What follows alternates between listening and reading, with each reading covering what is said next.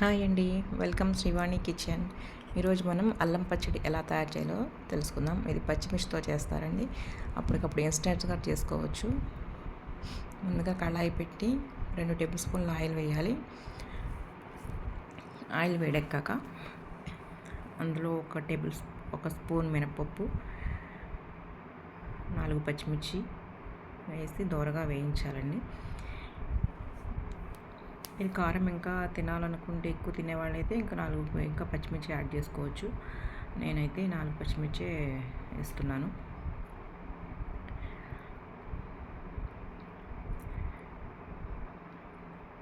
ఈ పచ్చిమిర్చి మినపప్పు బాగా దూరగా వేగాక ఇందులోకి మనం తరిగి పెట్టుకున్న అల్లం ముక్కలు వేసుకోవాలి. ఇవి కొంచెం వేగాక అల్లం ముక్కలు 1 నిమిషం పాటు వీటిని వేయించాలని వేగాక కొంచెం చింతపండు వేసుకొని స్టవ్ ఆఫ్ చేసుకోవాలి. దీన్ని కొంచెం చల్లారనిచ్చి మిక్సీ పట్టుకుందాం.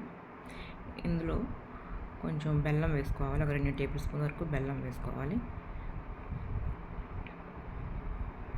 2 టేబుల్ స్పూన్ బెల్లం వేస్తున్నాను.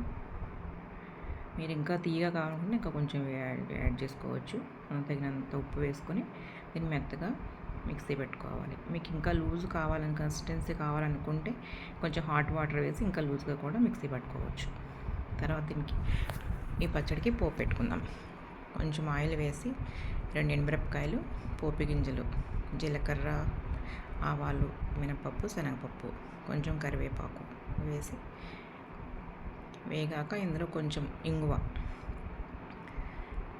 వేస్తే పచ్చడి చాలా టేస్ట్గా ఉంటుందండి. తర్వాత ఈ పచ్చడి ఇందులో వేసేసుకుని బాగా కలుపుకుందాం. ఈ పచ్చడి దోశల్లోకి, ఇడ్లీలోకి చాలా బాగుంటుంది. ఈ పచ్చడి ఒక 1 వీక్ వరకు నిల్వ ఉంటుందండి.